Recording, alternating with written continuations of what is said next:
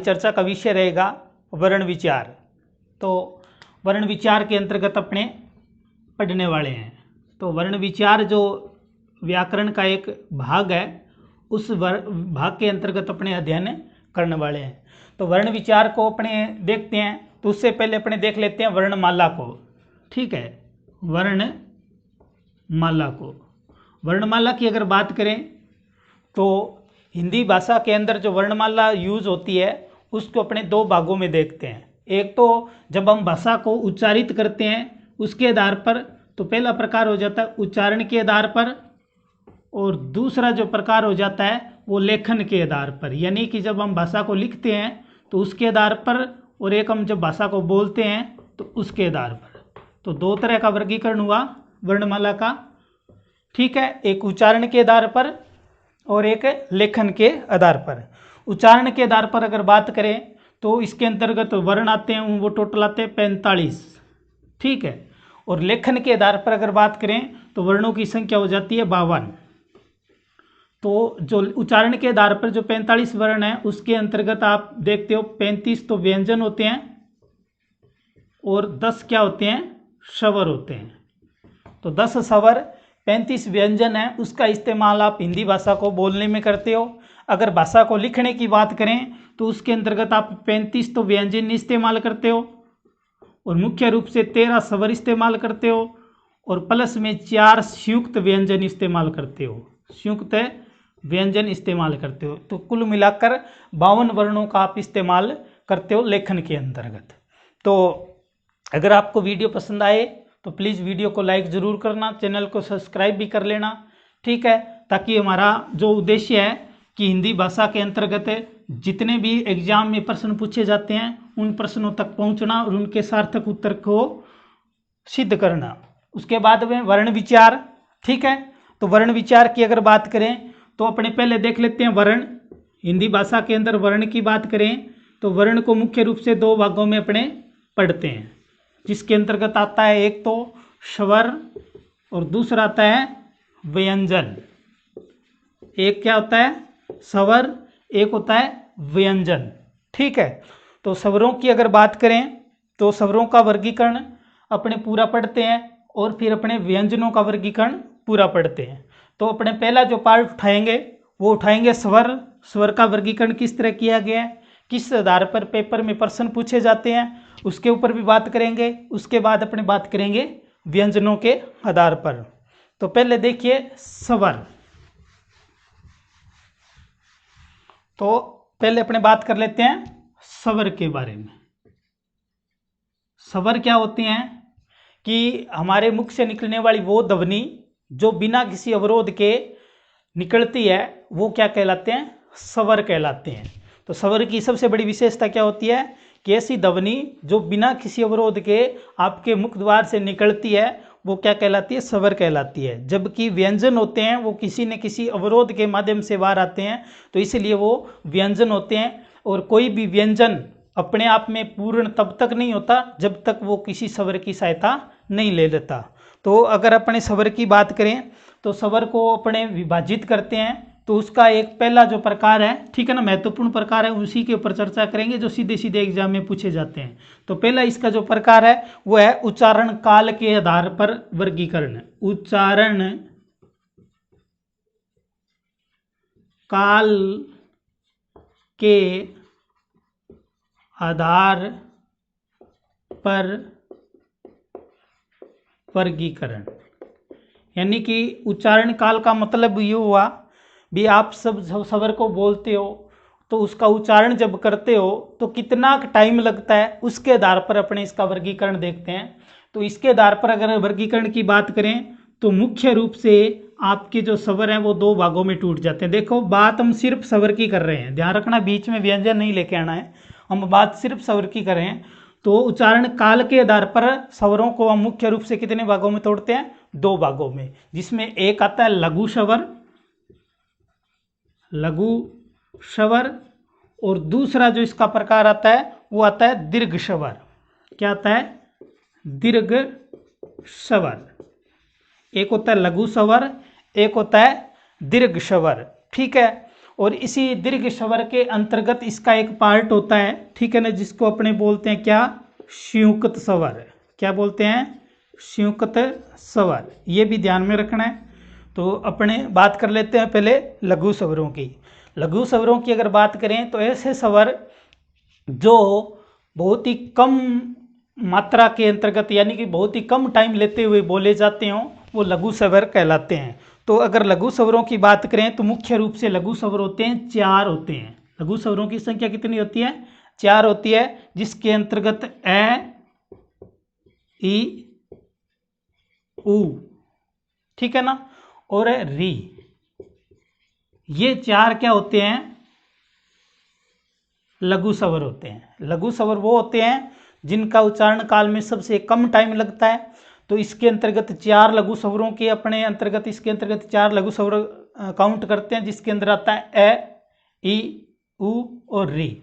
तो कहने का मतलब आपसे पेपर में पूछा जा सकता है कि निम्न में से कौन सा लघु स्वर है। तो ध्यान रखना, ये डाटा आपको अच्छे से याद रखना है।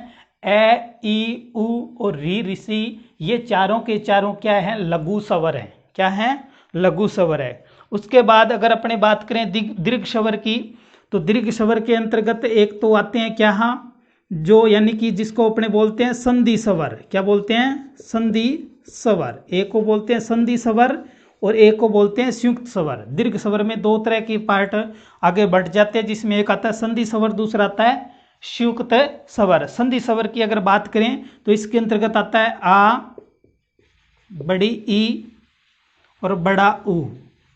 ये 3 हैं, ये संधि स्वर कहलाते हैं। क्या कहलाते हैं, संधि स्वर कहलाते हैं। इन्हीं तीनों के आधार पर आपकी स्वर संधि के अंतर्गत एक पार्ट आता है दीर्घ स्वर संधि, वो इसी के आधार पर बनती है, ठीक है। उसके बाद संयुक्त स्वर की बात करें तो संयुक्त स्वर के अंदर आता है ए, ठीक है, आई, ओ, औ। ये 4 क्या आते हैं, संयुक्त स्वर होते हैं। ये 4 क्या होते हैं, संयुक्त स्वर होते हैं। दीर्घ स्वर के अंतर्गत अगर अपने संधि स्वरों की बात करें तो उनकी संख्या कितनी होती है, 3 होती है। तो ए है, इसका निर्माण होता है ए प्लस ई से, ठीक है। यानी कि एक तरफ ए की ध्वनि हो, दूसरी तरफ ई की ध्वनि हो, तो ए का निर्माण होता है, ये आपकी गुण संधि आती है यहाँ से। उसके बाद में ए है, उसके अंतर्गत एक तरफ क्या होगा, आपका ए होगा और दूसरी तरफ क्या होगा, छोटा ए होगा। तो उससे क्या बनेगा, बड़ा ए बनेगा। ओ है, इसकी तरफ अपने देखें तो एक तरफ ए होगा और दूसरी तरफ उ होगा, छोटा उ होगा, तो क्या बनेगा, ओ बनेगा। और औ है, उसकी अगर देखें तो एक तरफ ए होगा, दूसरी तरफ ओ होगा, तो क्या बनेगा, औ बनेगा। तो यहाँ से आपको परीक्षा में प्रश्न पूछे जा सकते हैं कि निम्न में से जो संयुक्त स्वर है उसकी रचना किस तरह होती है। तो अच्छे से ध्यान रखना, ए की जो ए का निर्माण होगा उसमें एक तरफ ए प्लस छोटी ई, ए प्लस छोटी ई मिलकर क्या बनेगा, छोटा ए। बड़ा जो ए है ये एक तरफ ए होगा प्लस में इस तरफ छोटा ए होगा, तो दोनों मिलकर क्या बनेंगे, ए ही बनेंगे। ओ की अगर बात करें तो ये ए और प्लस में होगा छोटा उ, तो आपका बनेगा ओ। और औ की अगर बात करें ए प्लस ओ, तो ये मिलकर क्या बनेंगे, औ बनेंगे। इनको क्या कहते हैं, संयुक्त स्वर कहते हैं। और इनको क्या कहते हैं, दीर्घ संधि स्वर कहते हैं, आ, ई, उ। तो कहने का मतलब हुआ आ, ई, उ, ए, ऐ, ओ, औ, ये सारे के सारे क्या अपने आप में दीर्घ स्वर हैं। तो 4 आपके मुख्य रूप से लघु स्वर हुए और आपके ये 7 मुख्य रूप से क्या हुए, दीर्घ स्वर हुए, ठीक है। दीर्घ स्वर को अपने पढ़ने की दृष्टि से, एग्जाम की दृष्टि से, या फिर अपने यूं कहे कि व्याकरण को समझने की दृष्टि से 2 भागों में पढ़ते हैं। एक तो संधि स्वर जिसके अंदर आ, छोटी बड़ी ई और उ आता है, बड़ा उ। और संयुक्त स्वर के अंतर्गत ए, बड़ा ए, ओ और बड़ा औ, यानी कि ये क्या आते हैं, संयुक्त स्वर के अंतर्गत अपने पढ़ते हैं। तो उसके बाद में दूसरा जो इसका वर्गीकरण का जो प्रकार आता है, ये पहला प्रकार है जिसको अंतर्गत अपने पढ़ रहे हैं उच्चारण काल के आधार पर वर्गीकरण। आपसे इसके संदर्भ में वो पेपर में प्रश्न पूछ सकता है। उसके बाद में आता है दूसरा जो इसका प्रकार है, स्क्रीनशॉट ले सकते हो आप इसका, क्योंकि महत्वपूर्ण चीज़ें हैं, बार बार आपको पढ़नी पड़ेगी, थोड़ा सा हार्ड टॉपिक है ये, इसलिए इसको समझना बहुत ज़रूरी है।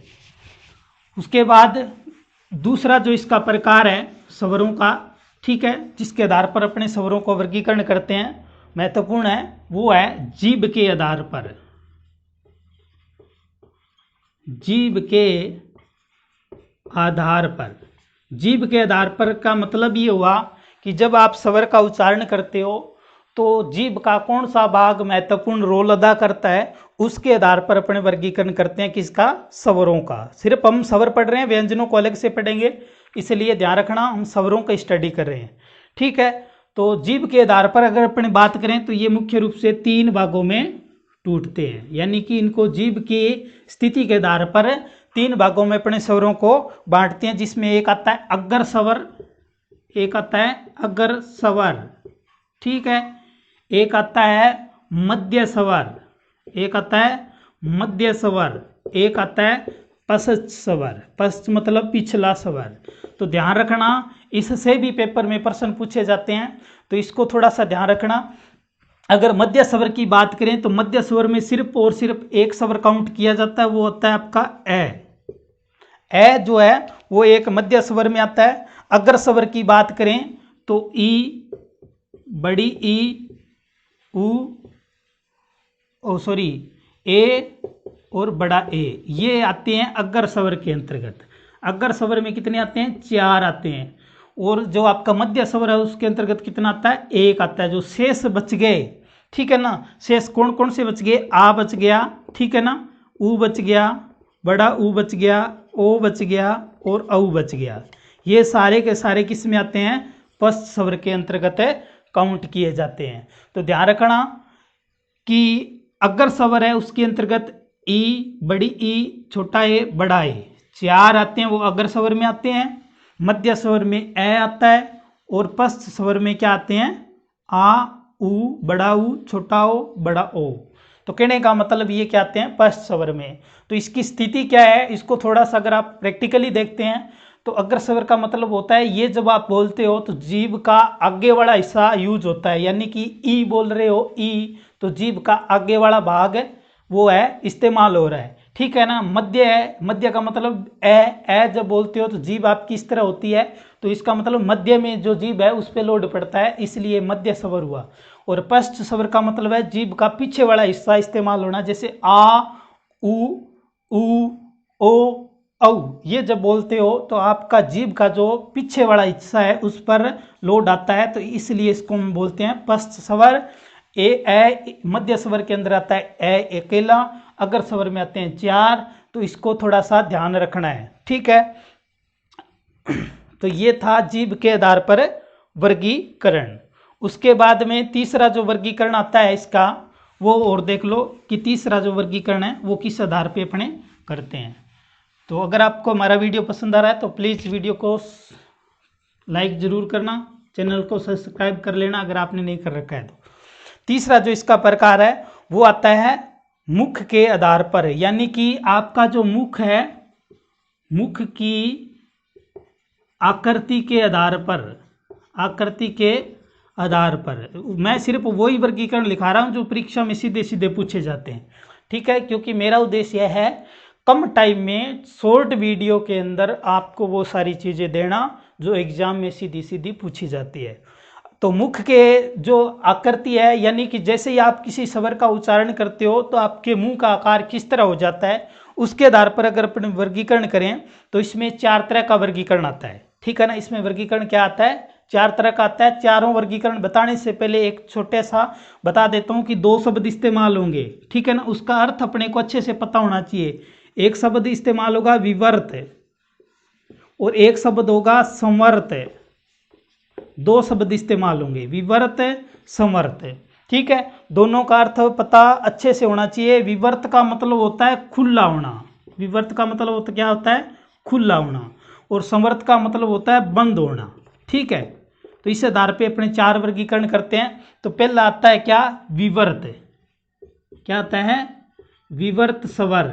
विवर्त स्वर का मतलब ये हुआ भी ऐसे स्वर जिसका उच्चारण करते समय आपका मुंह पूरी तरह खुल जाता है। तो आप उच्चारण कीजिए, मैं उदाहरण बता रहा हूँ, फिर आपको ऑटोमेटिक ये समझ में आ जाएगा। जैसे उदाहरण आता है आ। जब आ बोलते हो तो आपका मुंह पूरा खुलता है। तो आ क्या है, अपने आप में विवर्त स्वर है। कैसा स्वर है, विवर्त स्वर है। उसके बाद दूसरा इसका जो प्रकार आता है वो आता है क्या, अर्ध विवर्त। अर्ध विवर्त, अर्ध विवर्त का मतलब है ऐसे स्वर जिनका उच्चारण करते समय आपका मुंह आधा खुलता हो, तो उसको अपने अर्ध विवर्त स्वर बोलते हैं। इसके अंतर्गत आता है ए ऐ। 3 स्वर आते हैं ए ऐ। ये क्या कहलाते हैं, अर्ध विवर्त स्वर कहलाते हैं। ठीक है, अर्ध विवर्त का मतलब मुख आपका आधा खुलेगा।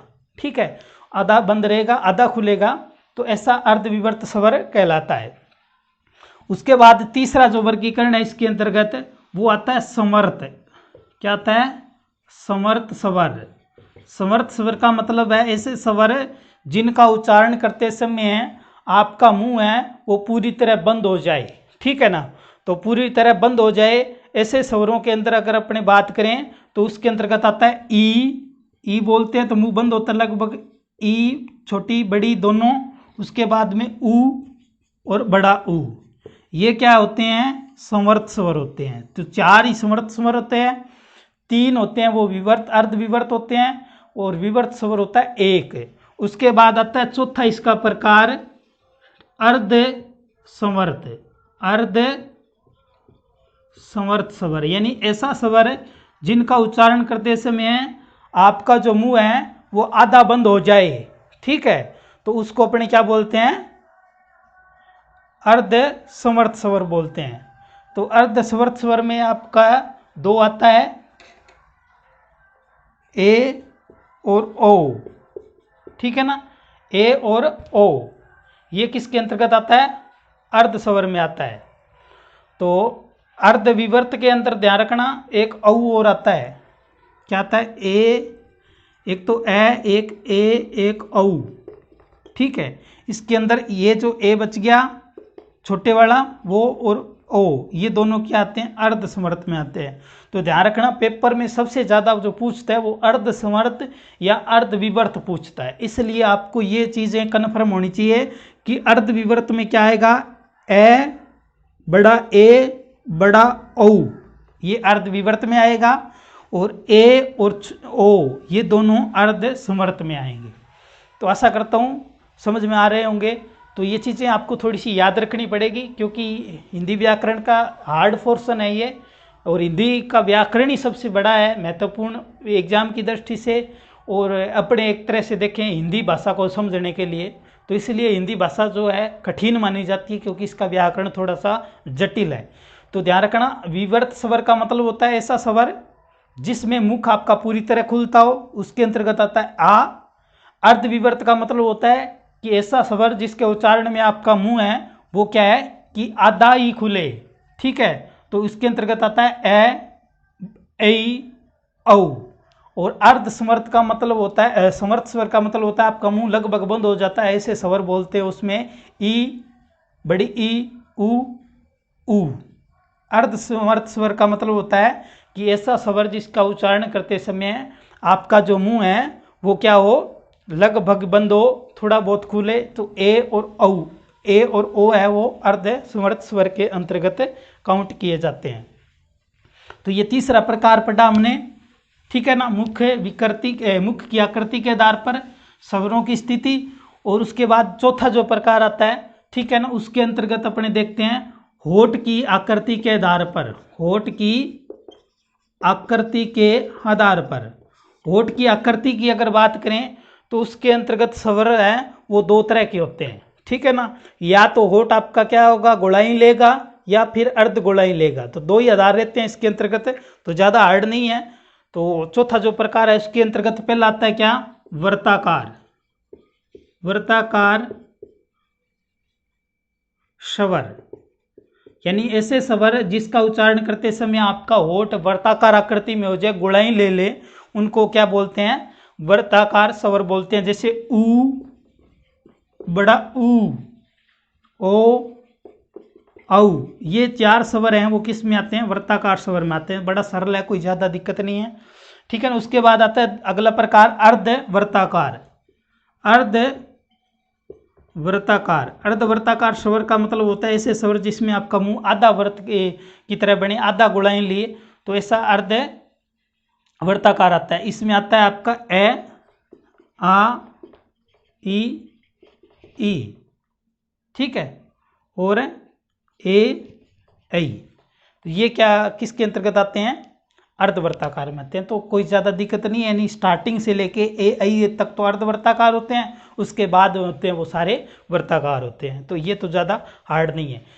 तो ये 4 प्रकार के मैंने स्वरों की व्याख्या की उच्चारण काल के आधार पर, ठीक है ना, जीभ के आधार पर और मुख आकृति के आधार पर, चौथा होठ की आकृति के आधार पर। इन्हीं चारों प्रकारों में से कोई आपसे एग्जाम में प्रश्न बन सकता है, तो इनका अच्छे से रिवीजन कर लेना, अच्छे से इसको दिमाग में फीड कर लेना। अब उसके बाद में स्वरों के संदर्भ में आपको 2-3 बातें बता रहा हूँ, वो बातें आपको याद रखनी है, क्योंकि कई बार वही बातें पेपर में पूछ ली जाती है। तो आपकी जो यहाँ मेहनत लगी और पेपर में प्रश्न अगर आगे वाले किसी अन्य भाग से आ गया तो आपकी ये मेहनत बेकार चली जाएगी। इसलिए ये महत्वपूर्ण बातें हैं जो एग्जाम में सबसे ज़्यादा पूछी जाती है। एक आता है अयोग वाह, अयोग वाह स्वर, ठीक है ना। अयोग वाह स्वर का मतलब आपसे पेपर में पूछ लिया जाए कि निम्न में से कौन सा स्वर अयोग वाह स्वर है, तो इसके अंतर्गत आपके 2 स्वर आते हैं, एक तो अंग और एक आपका ए। ये 2 स्वर हैं वो अयोगवा आते हैं। अयोगवा का मतलब ये होता है कि ऐसे स्वर जो बिना ए की सहायता से नहीं बोले जाएंगे, यानी ए का योग होने के बाद में ही वो स्वर बोले जाएंगे। ऐसे स्वर क्या कहलाते हैं? अयोगवा स्वर कहलाते हैं। इसमें 2 स्वर आते हैं, अंग और ए, ये दोनों स्वर अयोगवा कहलाते हैं। तो ये पेपर में आपसे पूछ सकता है इसके बारे में। दूसरी जो चीज़ है, एक बात तो महत्वपूर्ण ही है, दूसरी महत्वपूर्ण स्वरों के बारे में यह है कि जो सभी स्वर होते हैं, क्या सभी स्वर होते हैं, वो क्या होते हैं? सभी स्वर अल्प प्राण होते हैं। क्या होते हैं?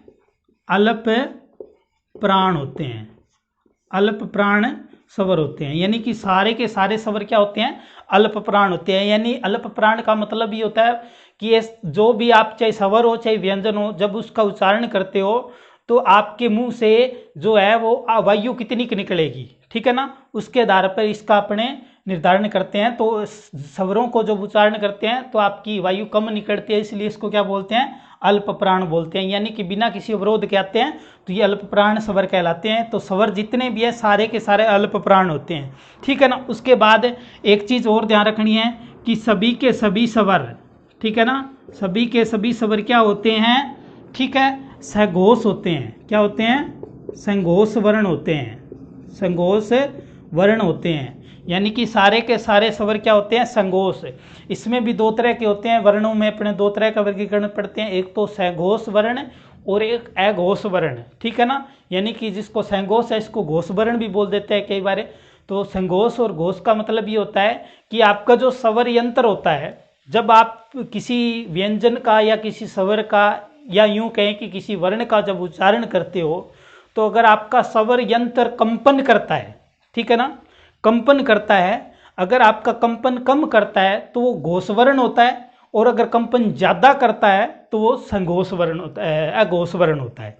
तो सभी के सभी स्वर क्या होते हैं? घोष वर्ण होते हैं, या यूं कह सकते हैं संघोष वर्ण होते हैं। तो ये महत्वपूर्ण बात है, तीनों में से आपकी कोई बात एक पेपर में पूछी जा सकती है। तो उसके बाद अपने चर्चा करने वाले हैं व्यंजनों पर। अगला जो हमारा टॉपिक है वो क्या है? व्यंजनों का वर्गीकरण देख लेते हैं। तो व्यंजन की अगर बात करें तो व्यंजन अपने आप स्वतंत्र रूप से तो इस्तेमाल नहीं होते, क्योंकि स्वरों के साथ इनका उपयोग किया जाता है। तो जैसे ये अगर बिना स्वर के साथ आएंगे तो अधूरा आएंगे, आधा अक्षर आता है, ठीक है ना। तो आप हिंदी भाषा में जब भी कोई पढ़ते हो, अगर आपको कोई आधा अक्षर दिखता है, ठीक है ना, तो इसका मतलब है कि उसके अंदर स्वर का योग नहीं है।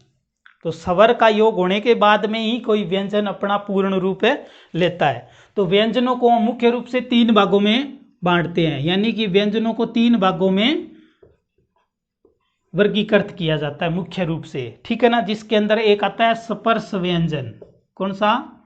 स्पर्श व्यंजन। और दूसरा जो इसका प्रकार होता है वो होता है अंतःसत व्यंजन। अंतःसत व्यंजन। तीसरा जो इसका प्रकार होता है वो होता है उत्सम व्यंजन। उत्सम व्यंजन। तो यहां से भी परीक्षा में प्रश्न पूछे जाते हैं। स्पर्श व्यंजन का मतलब होता है कि ऐसे व्यंजन जिनका उच्चारण के समय आपकी जो कंठ है, तालु है, ठीक है ना, मूर्धा है, दंत है, सभी जगह स्पर्श करता हुआ अगर कोई व्यंजन बाहर आता है तो वो क्या कहलाते हैं? स्पर्शी व्यंजन कहलाते हैं। तो स्पर्शी व्यंजन है वो 25 होते हैं। कितने होते हैं? 25 होते हैं। देखो हिंदी वर्णमाला में जैसे आप कोई लाइन लिखते हो, जैसे क, ख, ग, ठीक है ना, घ, अड़े, ये 5 अक्षर है, ठीक है ना। 5 अक्षरों की ये जो संख्या है इसको अपने क वर्ग बोलते हैं। क्या बोलते हैं? क वर्ग बोलते हैं। और इस तरह आपकी हिंदी वर्णमाला के अंदर जो व्यंजन है उसके अंतर्गत 5 वर्ग बने हुए हैं, ठीक है ना, जिसको क वर्ग, च वर्ग, ट वर्ग इस तरह बोलते हैं।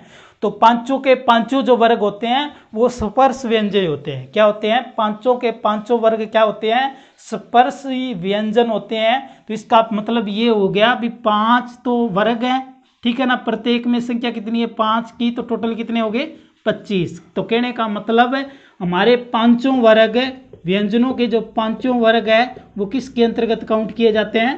स्पर्शी व्यंजन के अंतर्गत काउंट किए जाते हैं, ठीक है। स्पर्शी व्यंजन वो होते हैं जिनका उच्चारण करते समय आपका जो जीभ है, तालु है, ठीक है ना, कंठ है, उन सबका इस्तेमाल करते हुए अपने उनको बोलते हैं। तो पांचों के पांचों वर्ग जो है वो स्पर्शी व्यंजन कहलाते हैं। उसके बाद आता है अंतःसत व्यंजन। अंतःसत व्यंजन का मतलब होता है कि इनका जब उच्चारण करते हैं तो न तो स्वरों की भांति इनका उच्चारण होता है और न ही व्यंजनों की भांति इनका उच्चारण होता है। यानी ऐसे व्यंजन, यानी कि ऐसे वर्ण जिनका उच्चारण न तो स्वर की भांति होगा और न ही व्यंजन की भांति होगा, ठीक है। तो ऐसे व्यंजन क्या कहलाएंगे? ऐसे वर्ण क्या कहलाएंगे? अंतःसत वर्ण कहलाते हैं। अंतःसत व्यंजन की अगर बात करें तो इसके अंतर्गत आपके कौन कौन से आते हैं? य, र, ल, ठीक है ना, य, र, ल, व, ये क्या होते हैं? अंतःसत व्यंजन कहलाते हैं, ठीक है। अंतःसत व्यंजन क्या होते हैं? य, र, ल, व। यानी कि कहने का मतलब अब आप देखते हो कि जो व्यंजन है उसका जब उच्चारण आप करते हो, ठीक है ना, जैसे स्पर्शी व्यंजन है तो उसमें आपका उच्चारण करते समय आपके मुंह में जो आपकी जीभ है, तालु है, ठीक है ना, यानी मूर्धन है, वो सारी इस्तेमाल होती है, ठीक है। तो वो तो होते हैं व्यंजन। और स्वर होते हैं वो सीधे निकलते हैं, उसके अंदर किसी का रोल नहीं रहता, इसलिए वो क्या कहलाते हैं? स्वर कहलाते हैं। तो ये जो है इनका क्या है कि इनकी स्थिति ऐसी है कि न तो ये एक तरह से मतलब किसी तरह का अवरोध इसके अंतर्गत पैदा होता है लेकिन बहुत कम होता है। तो यानी कि स्वरों के संदर्भ में तो इनके अंदर जब उच्चारण करते हैं तो अवरोध ज़्यादा होता है, और व्यंजनों के संदर्भ में देखें तो इनका उच्चारण करते समय अवरोध जो है वो कम पैदा होता है। तो कहने का मतलब बीच की स्थिति होगी, न तो व्यंजन वाली स्थिति हुई न ही स्वर वाली स्थिति हुई, इसलिए इसको अपने क्या बोल देते हैं? अंतःसत व्यंजन बोल देते हैं। जैसे आप बोलते हो यह बोलते हो तो इसके अंतर्गत आपकी जीभ थोड़ी सी का मतलब ले लेती है, और इसी तरह जैसे आप र बोलते हो, ल बोलते हो, वह बोलते हो तो वह में वह और ए बोलते हो तो ज़्यादा अंतर नहीं है। तो ए अपने आप में स्वर है, वह अपने आप में व्यंजन है। तो ठीक है ना, व्यय का जब उच्चारण करते हैं तो व्यय की क्या विशेषता है कि व्यय एक तरह से ऐसा जो है जो आपका एक तरह की स्वर की तरह इस्तेमाल होता है, इसलिए अपने जो यह और वह है, यह और जो वह है इसके अंतर्गत, ठीक है, इनको अपने अर्ध स्वर भी बोला जाता है। क्या बोला जाता है? अर्ध स्वर, यानी कि ये स्वरों की तरह इस्तेमाल होते हैं, यानी कि स्वरों की तरह बोले जाते हैं, इसलिए इनको अर्ध स्वर भी बोलते हैं, यह और वह को।